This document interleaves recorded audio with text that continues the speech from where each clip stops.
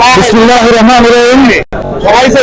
সংগ্রামী নেতৃবৃন্দ, আপনারা জানেন ওয়ান ইলেভেনের সেই দেশ বিরোধী শক্তি আমাদের আগামী রাষ্ট্রনায়ক জনাব তারেক রহমানকে দীর্ঘ 17 বছর নির্বাসিত জীবন যাপন করতে বাধ্য করেছে।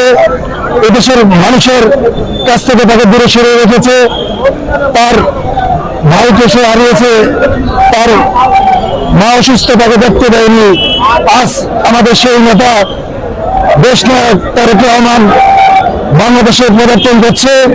আমরা নৈয়ার শফিকুরের আলহাজ শফিকুর রহমান চৌন ভাই নির্দেশে পদার্পণ ইউনিয়ন বিএনপির পক্ষ থেকে ছাত্র দল, স্বেচ্ছাসেবক দল, যুব দল, মহিলা দল, কৃষক দল, শ্রমিক দলের নেতৃবৃন্দ আমরা আজকে আমাদের দেশ নায়ক তারেক রহমানকে শুভেচ্ছা জানাতে আমরা এই 300 বিদেশে উপস্থিত